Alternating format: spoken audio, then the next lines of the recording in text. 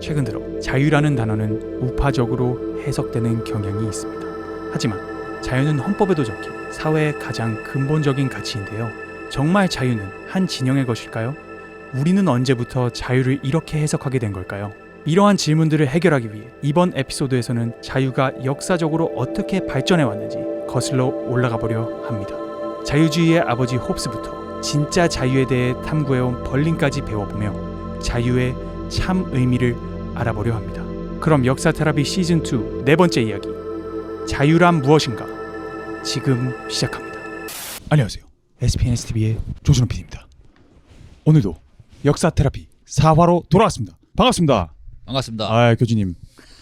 저번 주에 저희가 평등에 대한 이야기 나눴는데 요즘 제가 느끼기에 이제 한국에서는 평등을 좌로 구분하고 자유를 우로 구분하는 게 이게 조금 한국적인 거라는 생각도 들고 이 자유주의의 뜻이 어떤 거인지 좀 궁금해지긴 하더라고요. 왜냐면은 자유라는 것이 사실 리버티가 저희가 생각하기엔 좌우를 불문하고 그냥 우리가 같이 만날 수 있는 지점이라고 저는 생각을 하는데 한국 정치에서는 이제 자유주의가 되게 우파적인 사상이 되어가고 있는 그런 느낌? 그래서 그거에 대해서 좀 물어보려고 이번 편에 모셨습니다.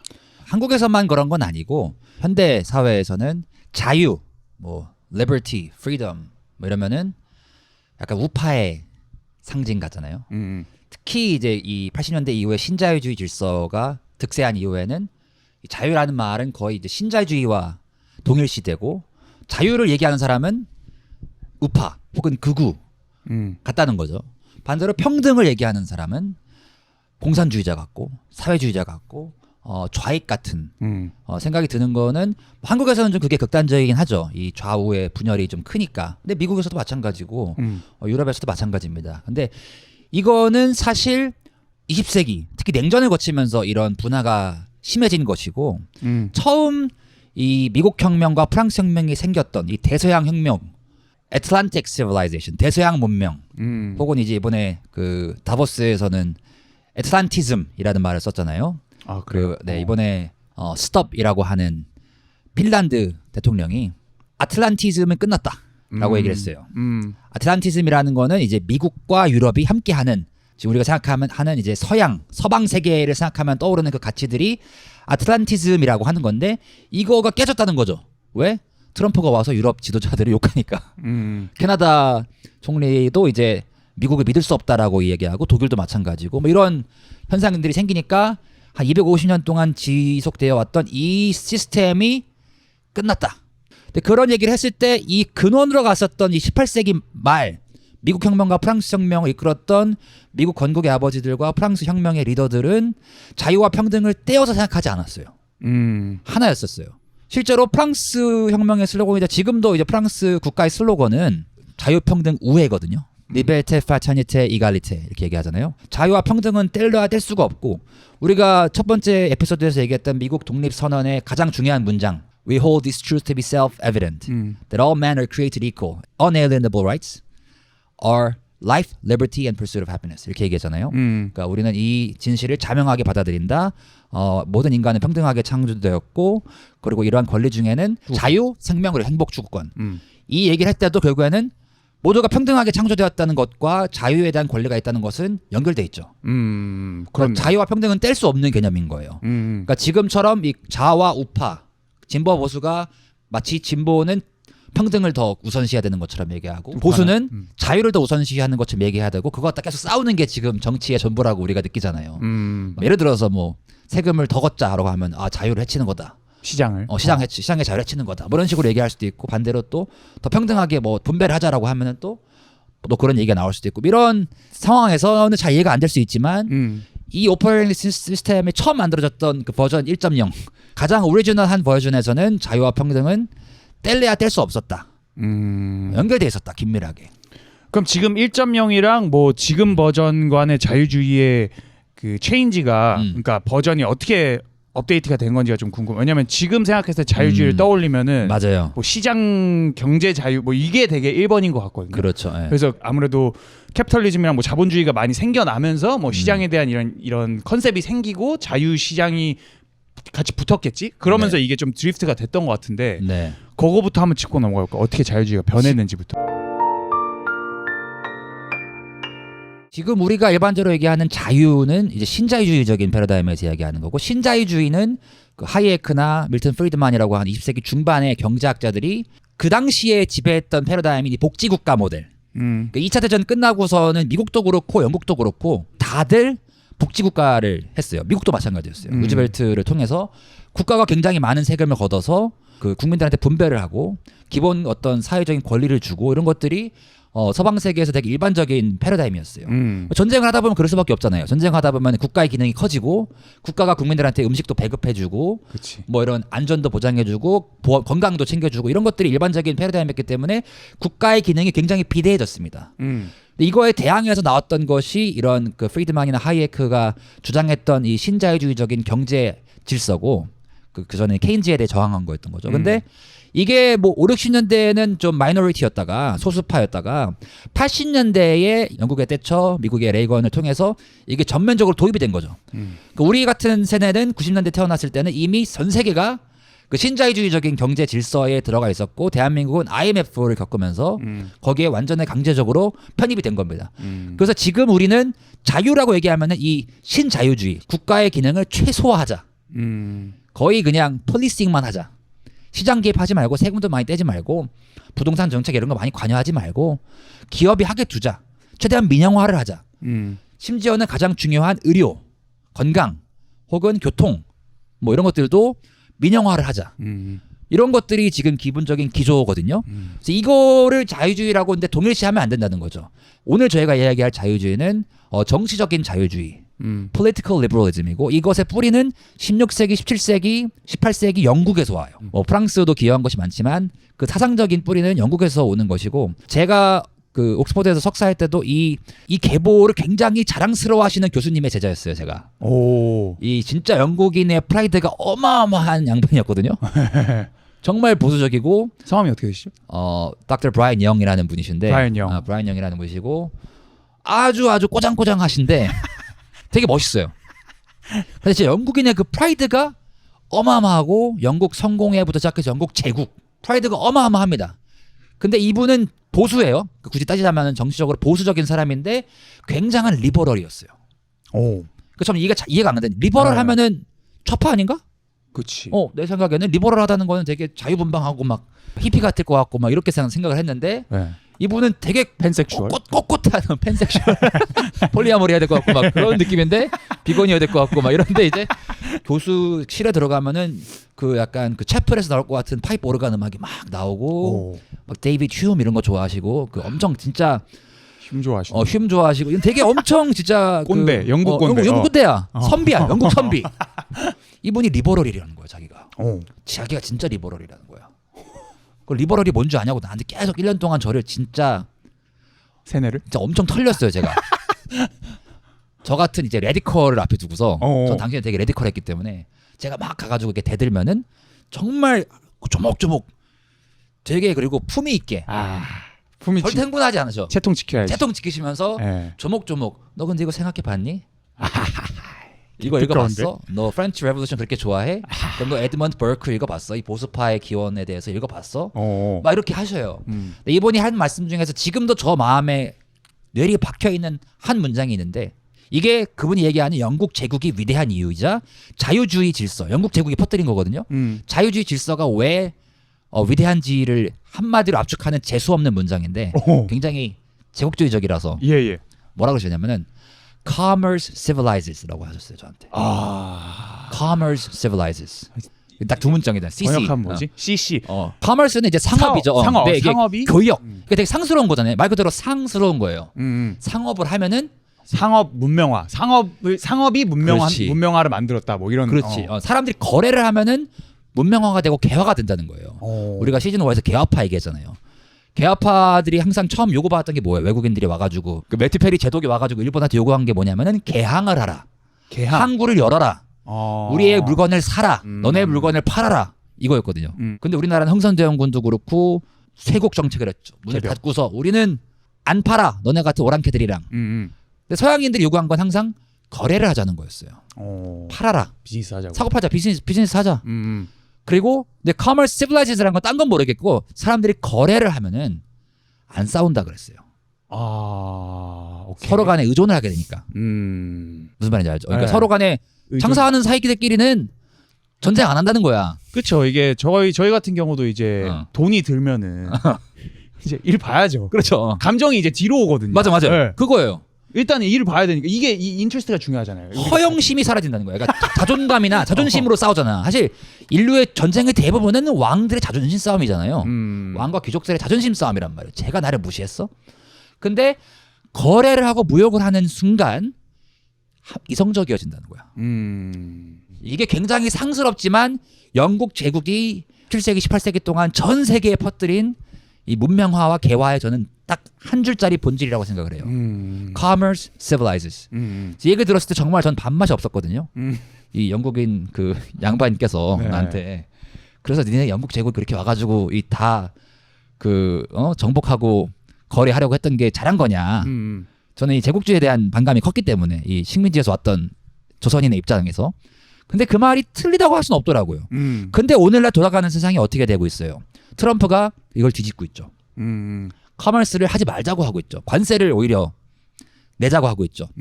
쇄국을 하자는 거지. 문을 막자는 거지. 그러한 이제 과정이 이 자유주의적인 질서를 해치고 있다는 분석을 할 수가 있는 겁니다. 오늘날 우리가 지난 한 200~300년 동안 살아왔던 이 자유주의적인 질서의 기본은 사람들끼리 서로 왕래하게 하고 교역을 하게 하고 무역을 하게 해서 연결되게 하는 거예요. 서로 간의 장벽을 낮추는 거죠. 근데 그거를 강제하고 강요하기 위해서 군사적인 제국주의적인 행태를 벌이긴 했지만 어쨌든 간에 그 목적은 더 이 문을 내리고 항구를 열고 장벽을 없애는 쪽이었던 거죠. 그게 뭐 반드시 건강보험까지 민영화를 하자는 건 아닌 거죠. 반드시 막 우주 산업까지 민영화를 하자는 건 아니지만 기본적으로 나라들끼리 사람들끼리 자유롭게 거래를 하게 하자라는 것이 이 리버럴리즘의 기본입니다. 경제적인 자유주의예요. 정치적으로도 그게 원래 처음 루트가 그거였어요? 정치적으로는 좀 다른 아주 중요한 질문인데요. 이게 자유주의가 어쨌든 경제, 사회, 정치를 다 아우르는 거지만 경제적인 자유주의는 말씀드린 것처럼 서로 거래하게 해라. 세금을 때리기보다 거래하게 해라. 자유롭게. 근데 정치적인 자유주의는 또 아주 다릅니다. 저도 스스로를 리버럴이라고 얘기하고 근데 그게 무슨 뜻이냐라고 했을 때는 결국에 핵심은 정치적 자유주의예요. 경제적 자유주의가 아니라 물론 두 개는 굉장히 긴밀히 연결되어 있습니다. 근데 신자유주의는 좀 경제적인 자유주의에 관한 것이고 아까 말씀드린 저희 브라이언 영 지도 교수님이 얘기했던 Commerce Civilized 이것도 경제적인 자유주의죠. 정치적인 자유주의의 뿌리는 홉스를 봐야 됩니다. 또 다른 영국인인데 토마스 홉스의 토마스가 많네. 토마스가 많죠. 토마스 페인, 토마스 제퍼슨, 토마스 홉스. 토마스 홉스가 어떻게 보면 이 정치적인 자유주의의 파운더, 오리진이라고 불러요. 홉스에 대해서는 많이 대학에서 수업도 하기도 하고 정치 어떤 사상을 공부하면 나오는데 많은 오해가 있습니다. 홉스에 대해서 혹시 들어보셨나요? 저는 홉스는 모르고 그 사람이 근데 그 존 로크인가? 그 사람의 로크. 좀 아버지 같은 느낌이잖아요. 그죠? 아닌가? 그렇죠. 존 로크의 이전 사람이고 존 로크가 홉스를 약간 발전시킨 반박했던 사람이고 일반적으로는 우리가 미국 혁명을 이야기하면은 미국 독립선언을 이야기하면은 존 로크의 그 사회 개혁론이 미국 혁명의 어떤 그 사상의 기본이었다라고 많이 가르쳐요. 뭐 틀린 말은 아니에요. 그 존 로크는 영국에서 그 17세기에 위그라고 불리는 위그가 그 당시 약간 그 당시 진보 보수라고 부르진 않았는데 조금 더 의회파 왕정파와 의회파 이 공화국을 만들려고 하는 사람과 왕국을 지키려고 하는 사람들끼리 싸웠다라고 했잖아요. 그리고 왕정파는 그 영국 성공회를 이제 지키려고 하는 영국 왕이 그 이혼하려고 만든 그 교회를 지키려고 하는 사람들이고 의회파는 청교도들 그 칼뱅파 조금 더 종교를 개혁하고 싶었던 사람들이 이제 다수였고 여기에 계속 권력 다툼이 있다고 했었죠. 그래서 이제 내전이 일어났었고 왕이 참수를 당했었죠. 그리고 이제 올리버 크로멜이라고 하는 호국경이 한 10년 정도 실험을 했었고 이런 내전의 양상이 1640년도부터 1660년도까지 있었고 그 이후에 존 로크가 사회개혁론을 쓴 거예요. 근데 존 로크 이전에 토마스 홉스가 있었다는 거죠. 그래서 토마스 홉스를 모르면은 존 로크도 이해할 수 없고 미국 혁명도 이해할 수 없는 건데 존 로커는 조금 더 이 자유나 민주주의에 대해서 열려 있었어요. 그런데 토마스 홉스는 결론적으로는 절대 왕정을 주장한 사람이에요. 그런데 이 사람을 자유주의 아버지라고 저 같은 이제 역사학자들, 특히 이 사상사를 공부하는 History of Ideas 이런 공부하는 사람들은 토마스 홉스에 집중할 수밖에 없어요. 그건 좀 이상한데. 이상하죠. 아이러니하죠. 그러니까 왜 자유주의를 얘기하는데 절대 왕정을 이야기하는 사람이 자유주의 아버지냐? 네. 되게 그 사람은 자유를 원치 않았던 거거든. 그래서 이거를 이해해야 자유주의의 어떤 뿌리와 이 지금 이 오퍼레이팅 시스템의 본질을 알 수 있고, 이게 사실 오늘 에피소드가 시즌 2의 가장 중요한 저는 thesis,라고 생각합니다. 왜? 우리가 미국을 생각하면 뭐가 떠올라요? 자유가 떠오르죠. 그렇죠. 가장 평등보다 자유가 떠오르잖아요. 자유의 신상. 우애, fraternity보다 자유가 떠오르잖아요. 근데 이런 거를 가장 먼저 그 이 자유주의의 뿌리라고 할 수 있는 사람이 절대 왕정을 주장했다는 거야. 네. 왜 그런지 한 맥락을 살펴보죠. 토마스 홉스가 이 그 가장 중요한 저작이 리바이어선이라는 책인데, 리바이어선은 성경에 나오는 괴물이에요. 홉스는 국가를 괴물에 비유합니다. 왜 그러냐면은 홉스가 이 당시에 이 책을 썼던 시절에는 잉글랜드 내전을 겪었었어요. 그 시기는 완전 무정부 상태죠. 국가가 갑자기 권력을 상실하고 정당성을 상실했기 때문에 누구나 나서서 국가를 세우려고 할 수 있고 정부를 세우려고 할 수 있는 그런 상태였어요. 근데 이게 끔찍했던 겁니다. 홉스한테는. 일단 왕이 한번 참수가 됐고 크롬웰이 이제 지배를 했는데 크롬웰이 죽으니까 누가 왕이 될지를 모르겠는 거야. 무질서. 크롬웰이 아들이 돼야 되나? 근데 그러면 왕이잖아. 그치. 그럼 뭐 어떻게 해야 되는 거야? 그럼 투표와 민주주의에 대한 개념은 없었고 아직. 그러니까 이런 그 불확실성이 속된 말로 모 같은 왕 밑에 있는 것보다 더 안 좋다는 거예요. 그러니까 모 같은 왕이 싫어서 혁명을 했는데 혁명을 막상 하고 나니까 더 큰 카오스가 온다는 거죠. 한번 혁명을 하면은 이제 판도라 박스가 열리는 거예요. 쟤 그냥 누구나 죽일 수 있어? 그러면은 나도 왕이 될 수 있는 거 아니야? 그냥 might makes right이 되는 거예요. 힘이 정당성을 만들어내는.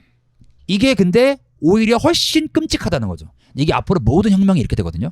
그래서 미국 혁명의 위대함도 여기서 나오는데, 미국 혁명은 프랑스 혁명과 다르게 실패하지 않았어요. 프랑스 혁명은 실패한 혁명입니다.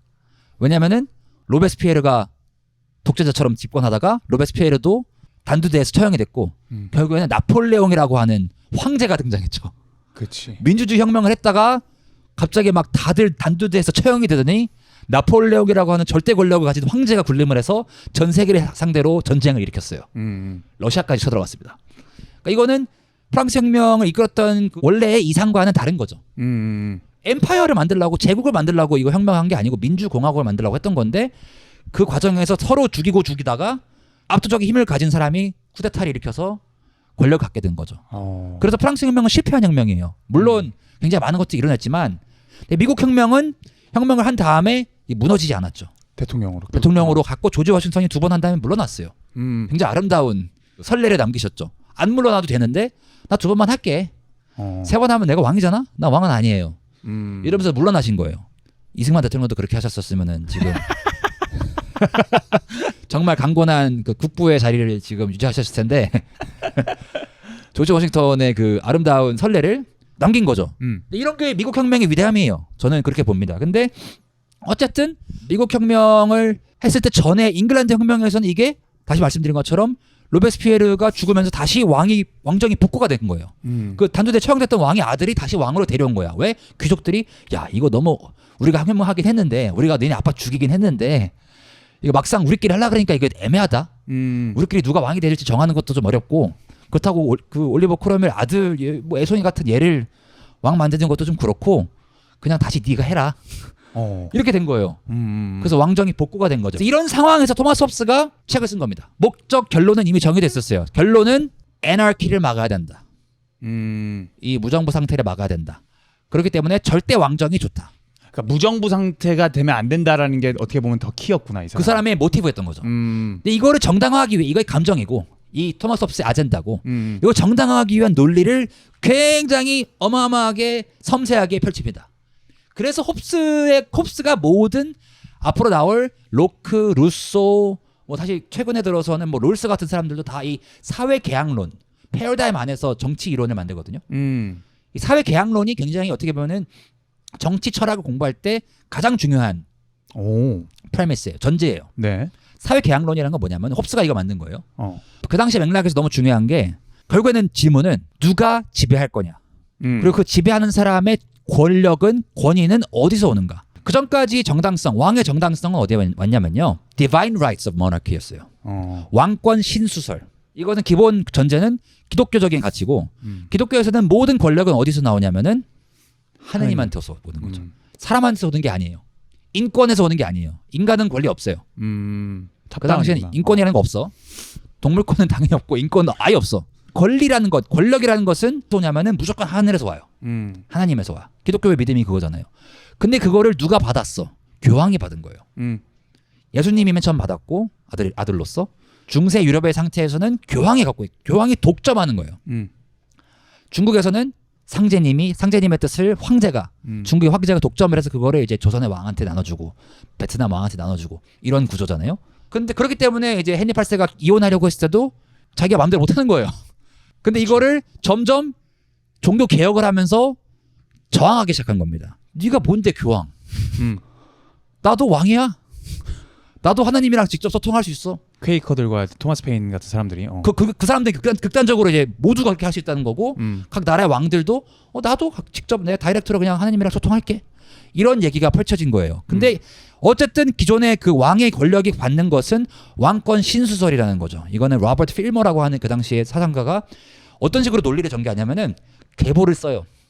모세부터 시작해가지고 족보를 써가지고 영국 왕까지 어떻게 이어지는지를 억지로 만들어내서 이 계보 때문에 이분이 권력이 있습니다. 와. 우리 조선 양반들이 족보 따지는 것처럼 이런 주장을 해요. 토마스 홉스는 굉장히 공경에 처한 것이 이 사람의 아젠다가 뭐야? 나는 절대 왕정을 옹호하고 싶어. 이 아들 올리버 크로멜이 죽고 난 다음에 귀족들이 다시 오세요. 그러니까 사실 아버지를 죽인 원수잖아. 그래도 어쨌든 불러주니까 다시 온 거지. 그래서 홉스의 아젠다는 이 찰스 2세의 권력을 옹호해야 돼. 왜? 그 사람은 홉스는 무정부 상태가 너무 싫어요. 혁명 너무 싫어요. 뭐 무서웠나 봐. 혁명 싫어요. 그게 목표인데 근데 그렇다고 해서 원래 그 로버트 필머 같은 사람들이 얘기했던 그 족보 따져가지고 왕권 신수설을 주장할 수는 없는 거야. 왜? 이미 한번 그거를 영국에서 갈아엎었잖아 우리가. 그치. 다 같이 한번 혁명했잖아. 그 혁명을 부정할 수는 없어. 무슨 말인지 알아요? 혁명한 사람들이 아직도 귀족들이 다 있어 의회에. 그러니까 이 사람도 까면 안 되는 거야. 그러니까 왕권 신수설은 부정하면서 왕권을 옹호해야 되는 거야. 오 타이트한데. 굉장히 어려운 태스크를 이 사람 갖게 된 거죠. 이걸 해냅니다. 어떻게 해내려고 해서 만들어낸 게 사회계약론이에요. 지금 이 정치 사상의 모든 기본이 전제가 사회계약론이라고 했잖아요. 근데 이거는 홉스가 만들어낸 픽션이에요. 이게 뭐냐면은 이런 겁니다. 자, 자연 상태라는 게 있어. 이게 그냥 전제예요. 그냥 그걸 시작해요. 그냥. 있지. 있다고 해요. 자연 상태는 뭐냐면은 정부가 있기 전이에요. 국가가 있기 전. 옛날 언젠가. 약간 에덴 동산 같은 건가? 헌터 게더러 같은 느낌? 그런 그냥 옛날에 자급자족하는 느낌? 근데 이거의 기본 근데 상상력의 또 진짜 이유는 아메리카 원주민들의 유럽인들이 만났기 때문이거든요. 그러니까 저 야만 상태라고 해요. 야만. 미개한 야만 상태, 국가가 없고 왕이 없는 그 상태, 황제가 없고 종교가 없는 저 상태가 자연 상태다. 우리도 언젠가 그런 적이 있었지 않았겠냐? 유럽인들도. 그 당시의 상태가 어떤지를 한번 상상을 해보자. 홉스는 뭐라 그러냐면은 이 state of nature는 war of all against all이라고 얘기해요. 모두가 모두와 전쟁하는 상태. 만인에 대한 만인의 투쟁 상태라고 한국어로 번역하는데 얘네들끼리 겁나게 싸운다. 서로 죽이고 난리 난다. 우리 잉글랜드 혁명 상태가 그거였다. 나 이거 너무 싫다. 이 아나키 상태. 정부가 없으면 어떻게 되는지 봐라. 치고받고 싸운다. 뭐가 진짜 날아간다. 이게 자연 상태다라고 전제를 깔아요. 오케이. 이게 디파인 해버리는 거예요. 이 아메리카 원주민들 봐라. 완전 뭐 비교해가지고 서로 막 죽이고 난리 나지 않냐? 역싸움하고. 도덕이라는 게 없다. 이거를 누가 좋아하겠냐? 그쵸? 좋아할 사람이 없다. 이거 좋아할 사람 없지 않냐? 이걸 해결하기 위해서 정부를 만든 거다. 그게 사회 계약이라는 거죠. 소셜 컨트랙트.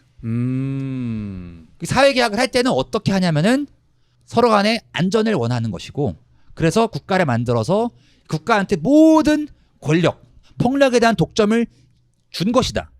이게 리바이어센이라고 비유하는 국가고 무지막지한 힘을 갖고 있는 권력 갖고 있는 국가를 만들었고 그게 사회계약의 본질이라는 거죠.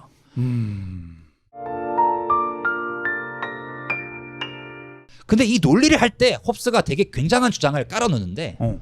이게 여기까지 얘기하면 자유주의랑 아무 상관 없잖아요. 전혀 상관이. 자유를 오히려 포기하자는 거잖아. 그치. 폭력이 무섭고 카오스가 무서우니까. 근데 홉스가 뭐라고 주장하냐면은 자연 상태가 만인에 의한 만인의 투쟁 상태인 이 이유가 뭐냐면은 자연 상태에서는 모두가 모두에 대한 권리를 갖는다고 주장해요. 오케이. 이게 상상해보면 뭐냐면 그 뭐 원주민 상태, 부족 상태 생각해봐요. 그러면은 길을 가다가 숲을 걸어가고 있었어. 도토리가 떨어져 있네. 뭐 바나나가 떨어져 있어. 나무에 사과가 있어. 그냥 먹는다 이거야. 그치. 내 거야. 내가 봤어? 그럼 내 거. 임자지. 이게 이거야. 음. 이게 당연하잖아요. 그거를 everyone has rights to everything이라고 한 거예요. 자연 상태는 그렇다. 심지어 내가 준호가 마음에 들어. 그래서 내가 얘를 잡았어. 그럼 내 거다. 이거 위험한데? 이럴 수 있다는 거야. 그래서 난장판이라는 거예요. 무정부 상태가 일어나는 이유가 모두가 모두한테 권리가 있다는 거야. 그게 다른 사람한테도. 그 노예제도도 생기는 거야. 전쟁도 생기고. 그렇기 때문에 기본 상태는 자연 상태에서는 모든 인간은 자유가 있다라고 주장을 하는 거예요. 이게 완전 혁명인 거예요. 홉스는 이제 급해가지고 똥줄 타가지고 혁명을 막으려고 만들었지만 그 주장한 논리가 왕권 신수설을 옹호할 수는 없으니까 그 교황한테 하느님한테 왔기 때문에 왕한테 내려온다 이렇게 주장할 수 없기 때문에 자연 상태를 상상해봐라. 자연 상태에서는 모두가 모두에게 권리가 있다. 라고 얘기를 하고 더 중요한 건 이게 오늘의 핵심입니다. 평등이랑 어떻게 연결을 시키냐면은 근데 여기서 모든 사람들이 평등한 권리가 있다라고 주장을 해요. 왜 그러냐면은 이 논리가 되게 탄탄해. 나 이게 너무 대단하다고 생각하는데 아무리 약한 사람이 있다고 생각을 해요. 오케이. 뭐 힘으로 싸우면은 모르겠어. 호로랑 매튜랑 싸우면 누가 이길지 모르겠지만 내가 봤을 때 매튜가 이길 것 같거든요. 개바르죠. 근데 홉스에 따르면은 호로도 매튜랑 평등하다는 거야. 왜냐면은 호로도 생명이 하나 있고 매튜도 생명이 하나 있잖아. 그치. 그리고 솔까말 호로가 맘만 먹으면 매튜를 죽일 수 있어. 인간이기 때문에 돌 들면 돌 던질 수도 있고 뭐 찌를 수도 있고 자고 있다가 가지고 목을 조를 수도 있고 뭐 차에다가 뭘 탈 수도 있고. 그치. 인간이 맘만 먹으면 다른 인간을 죽일 수 있다는 거예요. 야차만 아니면. 야차만 아니면. 그렇죠. 그렇기 때문에 목숨이 하나기 때문에 이런 만인에 의한 만인의 투쟁 상태에서는 사실상 모두가 평등하다는 거죠. 나의 그 약점이 똑같다는 거야. 생명 하나니까. 그랬기 때문에 과거의 인류가 자신의 그 모든 것에 대한 권리를 포기하고 자유를 포기하고 사회 계약을 맺었다라는 거죠. 오늘 생각해봐요. 우리 조상님들이 이런 사회 계약을 실제로 맺진 않았어요. 그 역사의 기록에 남아있지 않거든요. 그치. 그냥 이거 계약서 쓰진 않았지. 픽션이에요. 그럼 우리 권리 포기했다는 계약 우리한테 뭐 물어본 적이 없잖아. 인권 포기 각서를 쓰진 않았어. 않았잖아요. 만물에 대한 권리 포기 각서를 쓰지 않았잖아요. 근데 국가는 이미 존재하고 있고 홉스는 국가에 대한 이론을 만들기 위해서 이 국가가 왜 정당한지를 쓰려고 이런 논리를 펼친 거예요. 과거 어느 순간 우리 조상님들 누군가가 이런 사회계약을 했을 것이다. 안 했다고 하더라도 했을 법하지 않냐.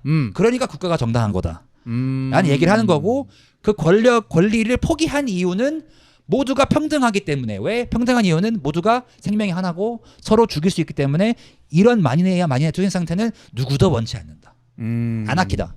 그런 세상에 살 바에 누군가가 폭력을 독점하고 그들이 우리를 보호해 주길 바란다. 경찰로서 군대로서.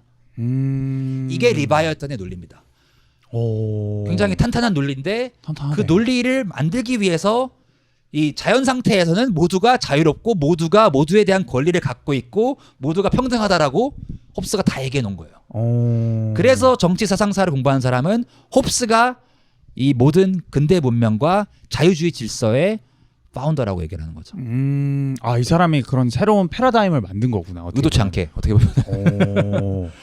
그 의도는 어떻게 보면은 어쨌든 뭐 자기의 개인적인 이익 추구였을 수도 있고 그렇죠. 뭐 그런 거였긴 했겠지만 자유를 오히려 억제를 하라는 거였죠. 그 사람의 의도는. 근데 논리상으로는 자유주의 질서의 기본을 닦아놓은 거고 로크나 루소는 다 이제 홉스에 대해서 대항하는 거였거든요. 로크나 루소도 다 사회계약론을 썼거든요. 두 사람 다, 그러니까 로크 같은 경우에는 그 통치론이라고 번역되어 있는 책을 썼고 루소 같은 경우는 사회계약론이라는 책을 썼어요. 근데 둘 다 홉스에 대항하는 논리예요. 근데 어쨌든 대항한다는 거는 그 패러다임을 받아들인다는 거죠. 사회계약이라는 그 픽션은 인정하고 들어가는 거예요. 왜 이거를 써야지 왕을 부정할 수 있거든. 왕의 그 신수설, 왕권 신수설을 부정하면서 이 권리를 인간의 권리를 주장할 수 있기 때문에 홉스가 만들어오는 멍석에다가 다른 사람들이 앞으로 후대에 나온 것이라는 거죠. 이야, 아니 저는 많은 생각이 드는 게 이게 어떻게 보면 우리가 지금 자유주의에 대한 이야기를 하고 있는데 뭐라 말이 잘 자유주의 너무 오버로드를 했네. 자유주의 그러니까 자유주의 지금 생각한 자유주의랑 너무 상관이 없죠. 너무 동떨어져 있는 느낌이죠. 네, 맞아요. 그러니까 자유주의라는 거 내가 생각해서 자유주의라는 거는 내가 자유롭게 살 수 있는 권리를 나는 생각을 하는 거거든요. 아, 맞아요. 그게 그냥 일반적인 그렇죠. 어떤 네, 그렇죠. 아무것도 모르는 사람이 생각했을 때 자유주의인데 맞아요. 그게 나의 사상에 대한 자유라던가 뭐 나의 그런 결정에 대한 자유라던가 근데 이게 나는 신기한 포인트인 것 같은 게 그 사회 계약론 나는 이거에 어느 정도 동의를 하거든요. 그래요? 어떤 면에서? 이 실제로 이런 거 있었다? 아니면 이렇게 해야 된다? 그러니까 어느 정도 이게 개인은 아닐 수도 있어. 근데 이게 집단적으로 봤을 때는 우리가 다 무정부를 원하지 않은 사람들이 이게 민주주의적이라고 난 생각을 하거든요. 그걸 원하는 사람들 많이 없어. 그렇게 하다 보니까 이게 지금 형태가 맞던 옳던 그거에 어느 정도 동의를 했기 때문에 이 시스템이 나는 그래도 계속 이어져 온다라고 난 생각을 하거든요. 그게 우리가 뭐 부정하는 사람도 많겠지만 그러니까 이제 뭐 프로테스트도 하고 이런 것도 많겠지만 근데 나는 이게 어느 정도 동의가 되는데 형은 어떻게 생각하세요? 저도 사실 이거는 결국에는 모든 인문학과 철학의 질문은 근본 질문으로 돌아가면은 뭐 신은 있는가 없는가도 있겠지만은 인간의 본성은 선한가 악한가예요. 그러니까 인간의 본성이 선하다고 생각하면은 이 홉스가 생각하는 이 자연 상태에 대한 그림을 믿지 않겠죠. 그러니까 예를 들어서 우리가 다다음 시간에 좀 더 얘기하겠지만 루소 같은 경우에는 조금 더 그 자연 상태를 긍정적으로 봤어요. 사람들이 그렇게 사악하지 않아. 정보 없어도 사이좋게 지내. 그러니까 문명이 없어도 사람들은 괜찮아. 오히려 문명이 사람을 타락시켜. 라고 주장하는 사람도 있어요. 그러니까 아나키스트들이 있잖아요. 정보를 싫어하는 사람. 아나키스트들은 일반적으로 성선설을 믿죠. 인간은 착한데 이 우리가 세속화가 되고 사회화가 되면서 사람들이 나빠지는 거지. 그 자연 상태에서 그냥 에덴 동산에서 우리 사과 따먹고 살 때는 정부나 국가나 권력이라는 게 뭐 군대라는 게 필요가 없다. 이렇게 믿을 수 있어요. 이거는 뭐 알 수 없는 질문이죠. 우리가 실험할 수가 없잖아요. 근데 나는 그게 실험됐다고 생각해. 어떻게? 그러니까 지금 세계가 이렇게 돌아가고 있다고 생각을 해요. 그러니까 그 시기를 거치고 그게 채택되지 않았기 때문에 결국에 채택이 된 게 지금 이거잖아. 그래서 나는 이게 굉장한 그 사회 실험의 어떤 결과라고 생각을 하거든요. 지금 이렇게 되었다라는 게. 그래서 나는 좀 더 토마스 홉스 얘기가 좀 더 나는 질서를 막 그렇게 좋아하는 사람이라기보다는 그렇죠. 어쨌든 나도 개인의 선택과 자유를 좋아하는 사람이지만 그래도 크게 봤을 때는 그가 얘기하는 것이 나는 좀 신빙성이 있다고 판단이 되는? 맞아요. 네. 저도 혁명사를 공부한 입장에서는 혁명이 항상 무정부 상태로 이끌었고 그 무정부 상태의 결과는 끔찍해요. 그치. 모든 혁명은 실패한다고 볼 수도 있어요. 그러니까 미국 혁명이 아까 성공했다고 했지만 어떤 사람들은 미국 혁명은 애초에 혁명이 아니다라고 주장하는 사람도 있어요. 그러니까 충분한 어떤 노예제도도 없애지 않았고 사회개혁을 하지 않았기 때문에 뭐 아무튼 간에 정부가 무너지고 질서가 무너지는 것의 위험성이 당연히 있죠. 그래서 이건 항상 저희가 이제 밸런싱을 해야 되는 그 조화와 균형을 찾아야 되는 문제라고 생각을 하고 인간이 선할 수도 있고 악할 수 있다는 게 진리거든요. 인간이 마냥 선하지 않고 선한 의도를 가진 행동도 악한 결과를 낳을 수도 있고 그렇기 때문에 이 질문을 항상 우리가 던져야 되는 건데 홉스는 그 질문에 대해서 이미 그 내전을 한번 겪었던 사람이기 때문에 반대편 끝으로 간 거죠. 인간은 안 돼. 야, 자유와 권리가 있는 건 맞아. 봤어? 이 정부 무너지니까 다 자기 거라고 주장하더라. 다 자기 마음대로 한다고 하더라. 그러면 안 돼. 그거를 우리가 포기하자. 라는 이제 주장을 했던 것이 홉스의 주장이고 그래서 자유주의의 어떤 아버지라고 이야기를 하지만 준호님 얘기한 것처럼 일반적으로 오늘날 우리가 생각하는 자유는 이 홉스가 얘기하는 이 자연 상태에서의 자유가 아니라 결국 지금 오늘날 그 뭐 대한민국은 대한민국, 미합중국은 미합중국이라고 하는 이 사회에서 살아가면서 누리는 그 자유에 대한 문제잖아요. 그래서 이거를 조금 더 현실로 동시대로 가져온다고 하면은 결국 그러한 뭐 뿌리에서 나온 자유주의가 있다고 했을 때 실제로 그 자유라는 말이 일상생활에서 어떤 것을 의미하는가 라는 질문으로 넘어갈 수 있을 것 같아요. 이 부분에 대해서는 저희가 가장 존경하고 여러분들에게 알리고 싶은 사상가는 이자야 버린이라는 사람이에요. 아이자야 버린이라고 부르는데 이분이 제가 그때 말씀드렸던 그 브라이언 영 저의 지도 교수님의 어떻게 보면 은사님 같은 분이고 옥스포드의 어떤 이 사상사의 학풍을 완전 디파인 하셨던 20세기 냉전 시대의 대표적인 자유주의 사상가입니다. 이분은 이제 유대인 출신이고 동유럽에서 이제 피난 왔던 그 나치를 피해서 피난 왔던 분이시. 베를린으로? 아니요. 그건 아니고 런던으로. 그러니까 옥스포드에 나중에 계셨고 영국에 와 계셨던 분이고 나치즘과 공산주의를 다 도망쳐서 오신 분이기 때문에 이분한테는 자유주의가 갖는 의미가 굉장히 컸겠죠. 우리나라 대한민국한테도 이 자유가 갖는 의미가 굉장히 크잖아요. 그렇죠. 자유라는 것은 결국에는 북한과 다른 거를 우리한테 상징하는 것이고 우리가 6.25 전쟁을 싸웠던 이유기 때문에 그런 의미에서 이자야 버린의 그 자유주의 사상을 보는 것이 굉장히 좋은데 이자야 버린은 굉장히 쉽게 자유를 설명해요. 자유에는 두 가지가 있다고 얘기해요. 크게 봤을 때 긍정적 자유와 부정적 자유. 정확히 말하면은 적극적 자유와 소극적 자유라고 해요. 그러니까 영어로는 positive liberty, negative liberty라고. 오케이. 두 가지가 있다고 얘기해요. 왜냐하면 자유라는 말 안 해도 liberty라는 말 혹은 freedom이라는 말도 헷갈리잖아요. liberty와 freedom의 차이가 뭘까요? 둘 다 자유라고 우리 번역하잖아. liberty와 freedom. 몰라. 어렵죠. 네. 애매해요. 그러니까 freedom은 약간 조금 더 그냥 내가 내 마음대로 할 수 있는 꼴린대로 할 수 있는 거를 보여주는 것 같고 liberty는 뭔가 조금 더 약간 이데올로기적인 것 같잖아요. 자유주의 할 때는 freedomism이라고 안 하고 liberalism이라고 하는 건데 크게 봤을 땐 저는 별 차이 없이 써요. freedom과 liberty는. 근데 어쨌든 그 liberty 안에도 여러 가지 종류가 있다는 것이죠. 그게 이제 positive liberty와 negative liberty라고 적극적 자유와 소극적 자유 혹은 긍정적 자유와 부정적 자유라고 얘기를 할 수 있는데 negative liberty는 이 소극적 자유라는 것은 버린이 이렇게 얘기해요. 이건 홉스가 말하는 자유랑 똑같은데 예를 들어서 내가 지금 차를 마시고 싶은 마음이 들었어. 목이 말라서일 수도 있고 졸려서일 수도 있고 그 마음이 생겼어. 이미 생겼어 내 마음이. 그 상태에서 내가 이 차를 들어서 마실 수 있다? 그러면 자유롭다고 느낄 수 있잖아요. 그렇죠. 왜냐하면 북한에서는 이동의 자유가 없는 사람도 있죠. 내가 북한을 나와서 중국에 가고 싶은데 남한에 가고 싶은데 못 하잖아요. 그거는 신체의 자유가 없는 거죠. 뭐 감옥에 있거나 군대에 있을 때 우리도 느꼈지만 그거는 내가 어떤 마음이 들었을 때 그 마음을 행동으로 옮길 수 없는 아까 말한 것처럼 꼴리는 게 있을 때 꼴리는 대로 할 수가 없는 그 상태는 부자유라는 것이고 꼴리는 대로 할 수 있다면은 자유롭다고 할 수 있는 거죠. 근데 이거는 엄밀히 말하면은 이자야 버린은 negative liberty라는 거예요. 왜? 왜냐면 그러면 what is the positive liberty? 그럼 긍정적 자유가 뭐냐라는 거는 애초에 이 차를 마시고 싶은 마음이 왜 드냐는 거야. 애초에 내가 군대에서 밖에 나가고 싶다는 마음이 왜 드냐는 거야. 애초에 북한 사람이 왜 중국에 가고 싶다, 남한에 가고 싶다는 마음이 왜 드냐는 거야. 애초에 내가 루이비통을 왜 사고 싶냐는 거야. 애초에 내가 이 릴스를 왜 보고 있냐는 거야. 내가 진짜 보고 싶어서 이거 보는 거야? 아니요. 뭐 ESPN TV를 보고 계신 여러분은 진짜 이게 여러분들한테 좋다고 생각해서 보시는 겁니까? 이건 맞아요. 이거 맞아요. 그러니까 이 마음이 애초에 왜 드냐는 거야. 의지가 애초에 이 will이 왜 있냐는 거야. 그러니까 이거는 자유의지랑도 이어져요. free will. 그렇네. 애초에 내가 왜 연애를 하고 싶고 왜 음악을 만들고 싶냐는 거야. 그거는 근데 뭔가 또 전에 이유가 있잖아요. 인과관계가 있잖아요. 내가 이런 유전자를 갖고 있기 때문일 수도 있고 내가 어떤 환경에서 자라났기 때문일 수도 있고 내가 그냥 아침에 일어났는데 뭐 안 했기 때문일 수도 있고 모르잖아요. 본성적인. 예를 들어서 오늘 아침에 내가 샤워를 하려고 하는데 뜨거운 물이 안 나와. 그랬나요? 뜨거운 물이 안 나왔어. 그래서 샤워를 못했어요. 머리만 감았어.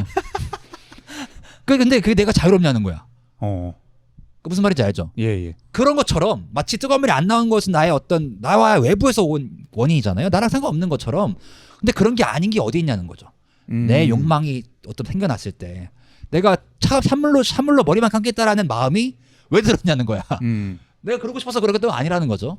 마치 근데 인간의 모든 일은 앞에 인과관계에 의해서 정해진다는 것이고 그 인과관계 거슬러 올라가면 신이 있죠. First cause. 가장 근원적인 원인. 그렇기 때문에 이 긍정적인 자유를 얘기하려면은 애초에 이 의지가 왜 생겼는지를 이야기해야 되고 그 의지가 자유로운가를 따져봐야 된다는 거죠. 깊다. 이게 positive liberty예요. 홉스는 솔직히 말하면은 그 자유주의를 믿지 않는 사람이었어요. 홉스는 그래서 무신론자였다라는 주장이 커요. 이거는 이제 증명할 수는 없는데 홉스의 레바이어튼이 정말 또 중요한 게 이게 근대인들이 굉장히 지금까지도 보는 이유가 논리에 하나님이 없어요. 논리에 기독교가 없어. 근데 이게 그 당시에는 그렇게 주장하면은 뭐까지 날아가거든요. 근데 그 왕권 신수설을 부정하기 위해서 모든 권력이 하나님으로부터 온다는 논리를 반박하기, 그러니까 업데이트하기 위해서 이 책을 썼기 때문에 이 엄청 두꺼운 책인데 거기에 하나님으로부터 의존하는 게 없어요. 그래서 그 이후에 그 지난번에 얘기했던 디이스트 이신론적인 그 철학자들이 굉장히 높이 산 거죠. 그러니까 논리에 하나님 껴넣으면 약간 뭐 어떻게 할 수가 없잖아. 그러니까 오케이 이렇게 되잖아. 그런 논리를 썼던 것이고 그렇기 때문에 자유의지도 사실상 거의 뭐 필요가 없어요. 홉스의 시스템 안에서는. 그래서 홉스가 얘기하는 자유는 그냥 뭔가 몸을 움직이고 싶을 때 움직일 수 있는 자유예요. 좀 더 네거티브 네거티브한 리버티예요. 그 자유를 이야기하는 건데 이사야 벌린 같은 20세기 사상가는 애초에 우리가 왜 이렇게 많은 것들을 소비하고 왜 이렇게 많은 것들을 욕망하고 이런 거 따졌을 때 그 원인이 정말 우리한테 있는가를 따져봐야 되고 그건 파지티브 리버티다. 그 질문은 내가 봤을 때 진짜 이게 자유라는 것이 조금 존재하는가에 대한 맞아요. 철학적인 질문에 좀 더 가까운 것 같고 맞아요. 뭐 저도 그거에 대한 생각이 굉장히 많이 드네요. 이게 진짜 우리가 그렇죠. 뭔가 초이스라고 하는 것들이 뭐 운명론이랑 좀 비슷한 것 같은데 맞아요. 이게 진짜 우리가 어떤 본능에 이끌려서 그게 벌써 프로그램 되어 있는 걸 우리가 그냥 실행하는 거에 가까운 건지 아니면 그냥 우리가 진짜 이거를 추스를 하는 게 진짜 나의 선택에 가까운 건지에 대한 그렇죠. 철학적인 좀 질문인 것 같은데 맞아요. 이번 편 굉장히 깊고 좋은데 일단 네. 좀 예. 마무리를 해보자면은 일단 자유주의 좀 더 익숙한 신자유주의는 이제 경제적 자유주의에 대한 것이 그렇죠. 가까웠고 예, 맞습니다. 좀 더 근본적으로 돌아가서 16세기 뭐 17세기 정치적 자유주의란 무엇인가 얘기하면서 홉스 그리고 그 대리 있는 뭐 로크, 루소 이런 것까지 네. 얘기하면서 마지막에 벌린 네. 좀 이제 부정적 자유와 네. 긍정적 자유까지 이야기 벌린은 나눴는데 성입니다. 도시의 그 독일 수도에 사신 분은 아니고 볼린 아닙니다. 이름이 예. 벌린입니다. 예. 그래서 일단 거기까지 네. 쭉 한번 짚었는데 네. 또 이게 제가 생각했을 때는 한국 얘기로 좀 넘어가야 될 것 같아요. 맞습니다. 네, 한국의 지금 자유주의 네네. 맞는가에 네. 대한 이야기를 해야 될 것 같은데 네. 그거는 또 연장전에서 이야기 나눠보도록 하겠습니다. 감사합니다.